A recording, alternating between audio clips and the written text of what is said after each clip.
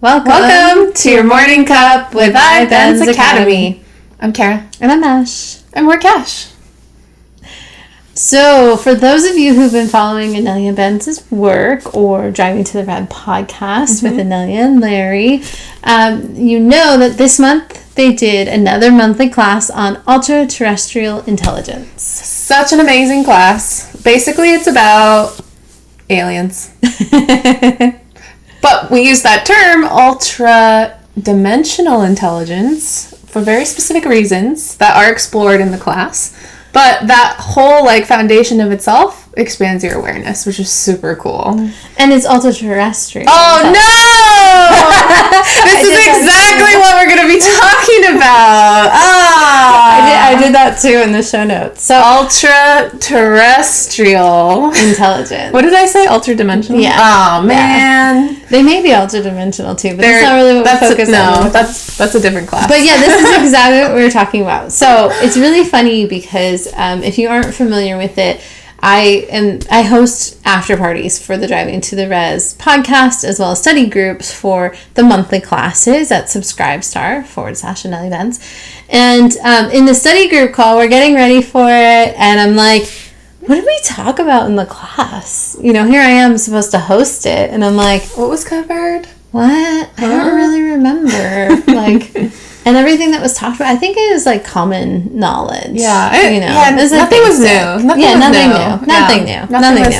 So I was like, oh, interesting. Okay, because I knew there's something up. It was my first signal that, okay, something's up here. Mm-hmm. So I wanted to go back and listen to it, of course, before hosting a study group. I've got to know the material.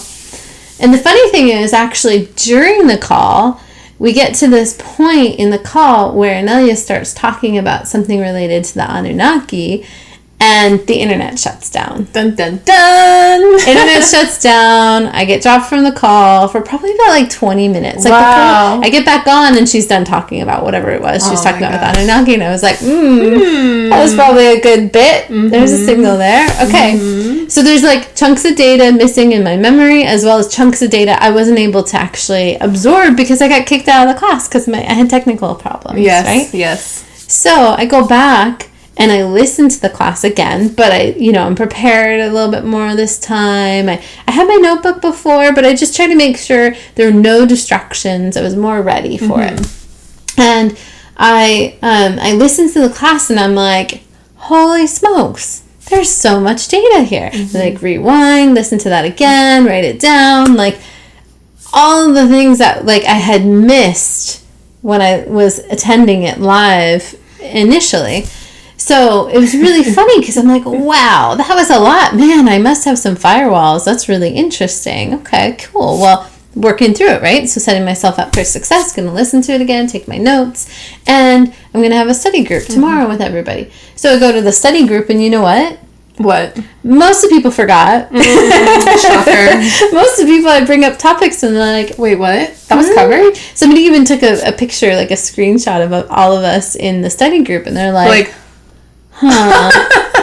All these confused looks on our faces. What? Yeah, they talked about that. Were we in the same class? So it's hilarious because what that says to me is that means we started entering into territory of data and information that isn't maybe well known in the collective. We're expanding our awareness as a collective, not just as individuals. Kind of pushing the boundaries and getting out of our comfort zone. Yeah. And that things can come up, but when that happens. Yes. Yeah. Exactly. Funny things. So there's things you can look out for when you're kind of coming into that territory or that dynamic where you're starting to press through the barriers of reality of as you know it. Yes. Because forgetfulness, super common. Yep. Forgetting the name of the course. Yes. Or misremembering things. Yeah. The other misunderstanding. Yep. Totally hearing it wrong. How many times I've repeated back to Inelia, so you said da, da, da, da. And she's like, no, I never said that. I'm like, oh. She's like, go back to that class, re-listen, and let me know the exact minute of where I said that. It's like, no, you never said that. Yeah. Okay. Yeah. Interesting. Yep. Technical problems. Getting dropped off the internet. That's disconnection, or all of a sudden like your your service gets like choppy and everyone gets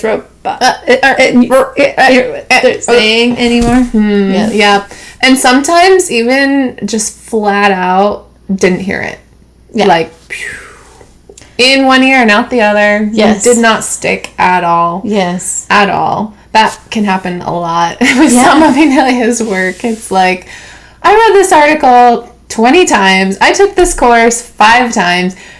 And say, what? I've never heard that before. Are you kidding me? Yeah. Especially with this class. There were a couple of moments where that happened. Yes, totally. And where we get to a point where not only do we like, maybe we forget it or we misunderstand it or we walk away from it being like, I think I know all of that already. Yeah. There's nothing new there. Like, I don't know what you would call that, but like maybe dismissive of the material or something. Yeah. Because I was kind of feeling that after the class. I was like, oh yeah, this seems like it was pretty common knowledge. No, there was a lot more in it. It wasn't. Yeah, it's almost like, to me, I've had that come up, and in my experience, it's almost like a egoic reaction of like, oh, I know it already, and it's like dismissive of like, nothing to learn here, which is an immediate red flag, because if we get to a point where we think we know everything, chances are we are open to hijack, if not already hijacked. Right. So at that point, it's like, get curious, like, oh, what did you think you knew about everything already, or what didn't seem interesting, or just to kind of prompt and see, is this actually true, or is this a dismissive firewall coming up through the ego? True. That's such a good point. And I think also like knowing who the data is coming from, and especially when it's somebody that you trust and you're really familiar with their work, and that usually what they put out there is like boundary pushing, like for example with Inelia's work, like it's usually I'm getting a little bit of I'm getting an expanded awareness kind of download when doing her classes or her work. So it's like knowing that, it's like is this typical of this person and my experience of them? Is this a common experience I have? No. So that's even more of curious. Yeah, that's another good point. Know the source, or think about the source and take it into consideration. Because this won't be true with every piece of content you read on the internet or listen to on a podcast. But when information comes in with the iBenz method through Inelia Benz, usually it's coming straight from source or from the human collective, because we're ready. It's like we're ready to receive this information. But it's almost like going through the cobwebs of the veil of forgetfulness and our own programs of limitation, and it's actually a pretty common thing. It doesn't have to happen all the time, but we know from our experience that this can happen. So if we're aware of it, then we can, go into it with eyes wide open, and if something comes up, look at it. Well, and I think that's the thing where, we've talked a lot here about the Instant Manifestation Workshop, and it is packed full of so much, what would you call it? It's like deep dive into the nature of reality, right? You're learning how to decode the matrix in order to manifest the experiences and the reality you like to experience, right? That's not a small thing. No. You definitely... Learn how to hack the matrix. Yeah. Like, you need to learn how to code first. Yeah. And it's not a small thing. So you have to understand how it works and how our co-creations work, how we have agreements in this shared experience and reality, so that you're able to work within those like structured agreements, but also to create the experiences you want to create without really infringing on others' free will and whatnot, right? So it might sound easy, maybe not. To me, it's like, oh, shoot, okay, that's a lot. And when you're in it, you really are getting to that point where you're like boundary pushing, you're opening up, you're expanding your awareness to understanding the nature of reality and manifestation in a greater way. So there is a lot of that, which is also why, like, I think I've watched every lecture maybe 5 times now. And I attended it live. And like, still. And I still like read transcripts and I take notes. Yeah. Because it's like so easy to forget. I'm like, we talked about that? Mm-hmm. How many times have we taken the workshop? Like really? Like, I mean, obviously as facilitators, but like we facilitated it, what, like 3 times, 4 times now, 5 times now? Yeah. And this is one of the things that you can do so things stick is you go back and reread it, rewatch it, especially if you realize like, wait, I just read 2 pages and I don't remember anything. Mm-hmm.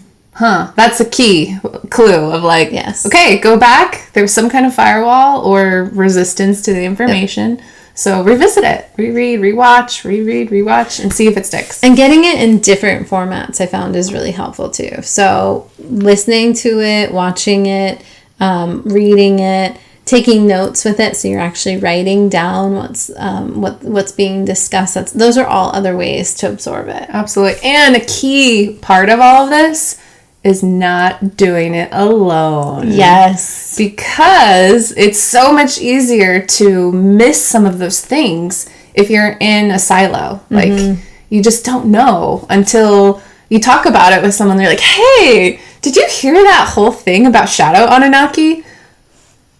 What? No, shadow Anunnaki. What are you talking about? Who are they? What's that? I'm gonna have to re-listen now. You know, like that's just one example. But you know, doing it as a group helps us not only expand our awareness, but make sure that we get help with our blind spots. Because oftentimes when we're pushing the boundaries, we have a lot of blind spots. It's true, and there's lots of ways to do that. Like in the Instant Manifestation Workshop, we also have labs, right? So you go to lab and now you take the theory of what we learn about decoding the matrix and manifestation, and you put that into practice, right? And the theory of how all of this works and the process into practice with facilitators who obviously are more versed in the material, who understand the process to a greater degree, have done more studying with Inelia around it, and can help you. So like, oh wait, time out. No, that's not what we were talking about. That's not the process. Or, wow, that was really great. Nice job. Like, you're really getting it. Like, now here's another thing that you could do to expand upon that and to build upon it and make it even better. So that helps. And then also, like we talked about, like the study groups, right? Like going to a study group or creating a study group of your own, like that also is another way to interact and engage with others. And we've said it on this podcast a million times. Expanding your awareness isn't just about studying alone. Right. When we get with other people and we start to study data material together, we actually collectively expand our awareness because now we're tuning into all of our awareness, right? So it's even like you have the potential to expand your awareness to a greater degree than you would as a singular. Exactly. And this has been proven by academic research, by learning theories for millennia. I mean, it goes back to the Greeks, honestly, probably even before, because we learn better as a group because we have those multiple perspectives. And with that expanded awareness, we can go deeper and really enrich the process of learning than if we were to do it on our own. And so not only that, but it's just fun, right? It's way more fun. Like, it's cool. Like, hey, do you want to talk about, why cat people don't exist or whatever? I don't know. That's just an example. And if you don't understand what we're talking about, you need to listen take the ultra-terrestrial intelligence class. Exactly.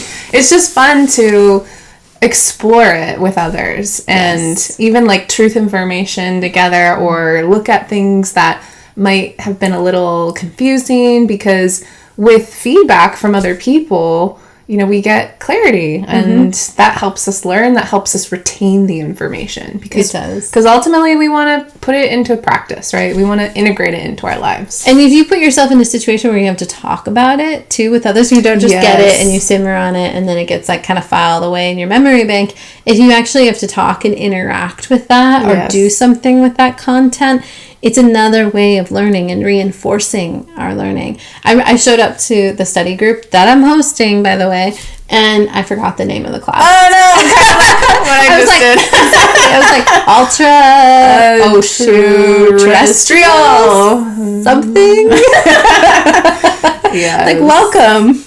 Anyway, it's so true. It happens, so talking through it is actually really effective. It's like the Socratic model of learning, where if you can speak about something, and it's one thing to like, you know, get a data dump and read it, but if you have to teach it to someone else, or if you have to explain it to someone who doesn't know anything about it, then that you're truly like integrating it. And even better is using it in your day-to-day life, right? Yes. So that's why working with others and having guided facilitation can make such a big difference, because it's so easy to just forget what just was said. and even the example earlier with what you said with the title of the class, ultra dimensional intelligence, which is not what it's titled. No. But because you said it, I can help and say, wait, no, actually that's not correct.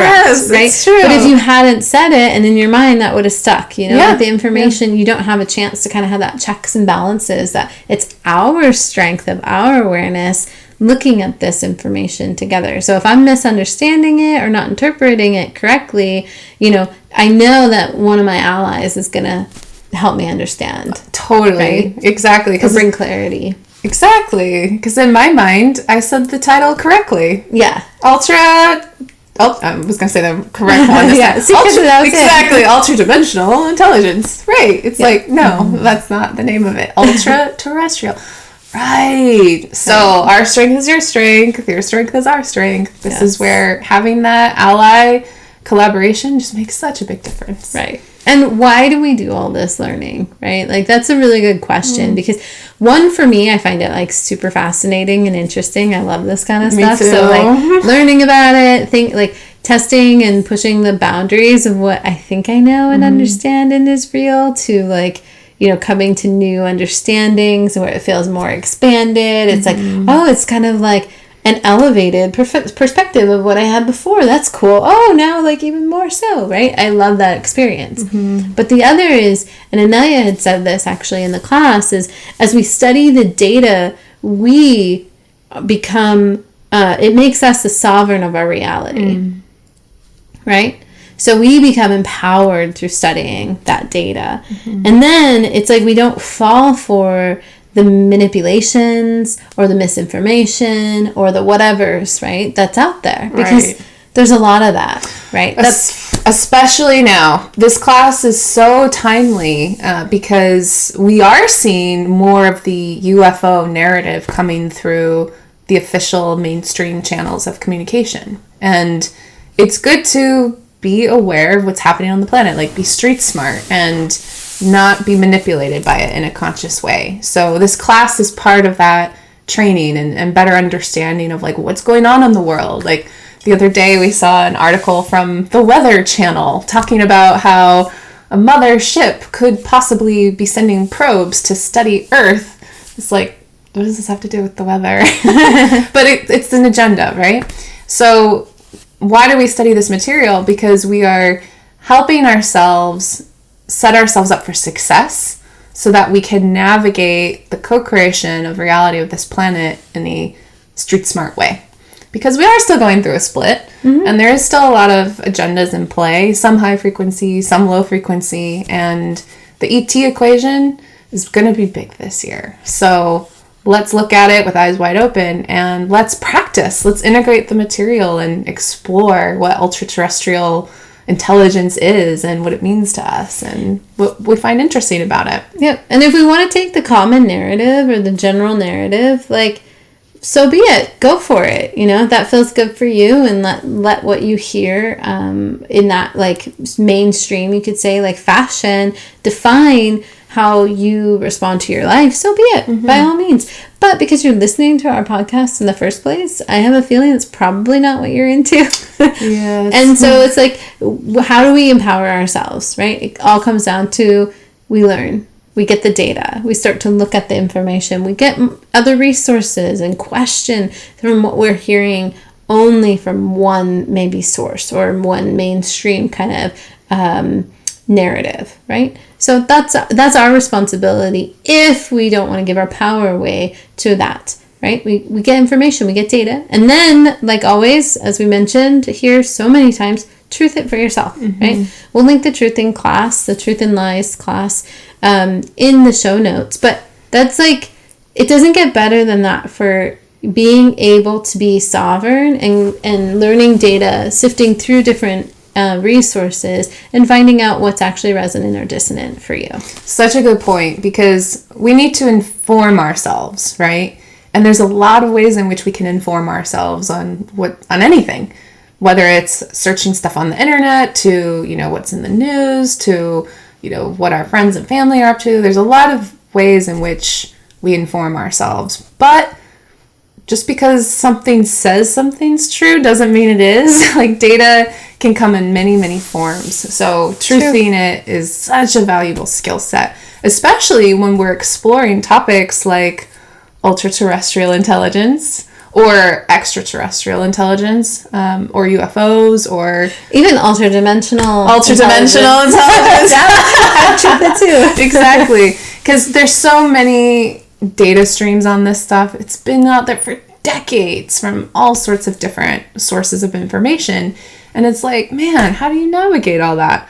Well, you take your power back and you truth it. In other words, you see what resonates for you according to your expression and what you want to experience in reality. So it's a very practical tool and very useful when it comes to this stuff, especially when we're hitting the boundaries of what makes us comfortable in reality. Mm-hmm. Yep. I think I'm hardwired to push the boundaries of awareness. Yes. Although it doesn't mean I always do it well. Yes. Well, exactly. That's why we have allies and why we practice, because it's like going to school when you're young, or even as an adult when you learn something new, like a new skill or a new hobby. We have to practice. We're not going to be experts immediately. Just like how you might learn a fact and then forget it immediately, or you're learning a craft and, it's like literally scratches on a piece of paper instead of a beautiful drawing. It just takes practice. And Larry gives a really nice story in the class, which is ultra-terrestrial intelligence, just to be clear.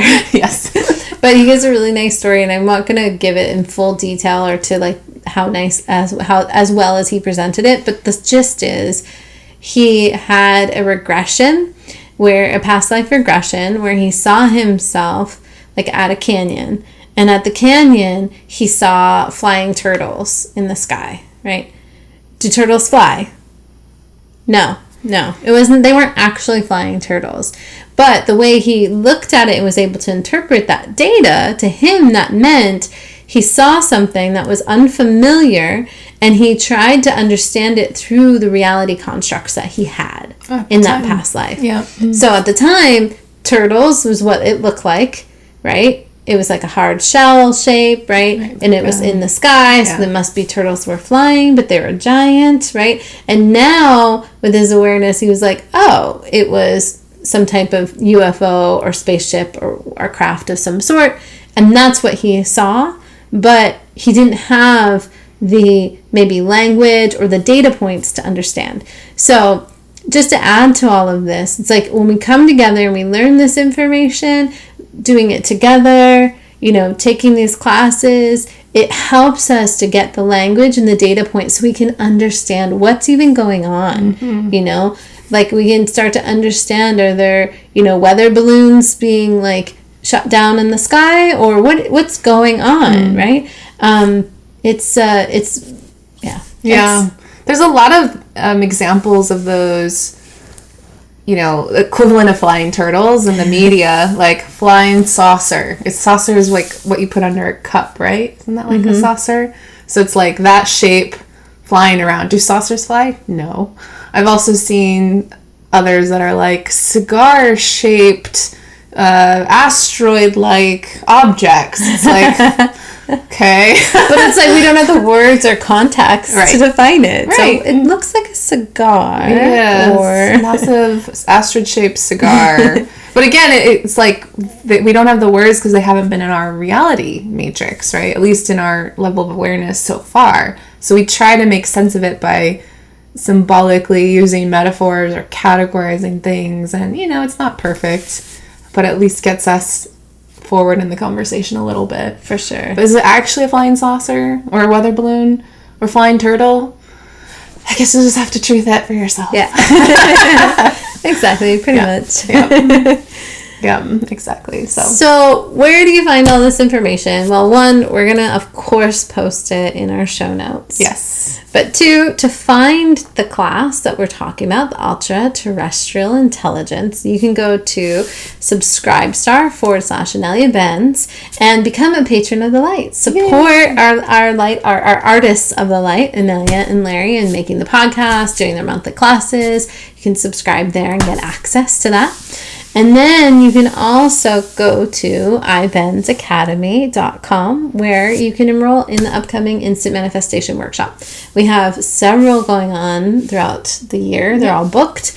There's also payment options, which is really nice, something we were able to add to this round. Yeah, and it's such a great opportunity to put everything into practice that we've been talking about. So expanding your awareness, getting into those edges of reality and pushing yourself past your comfort zone, but doing it with a group that is supportive, that gives you feedback, that helps you apply it in day-to-day life, so that when you walk away from the workshop, you'll know how to instantly manifest. Literally, instantly manifest what you want in life. Like that. Yep. It's super cool. So don't do it alone. Join us at iBenzAcademy.com, and we will be your facilitators for the workshop coming up in May. We look forward to seeing you there. Bye for now.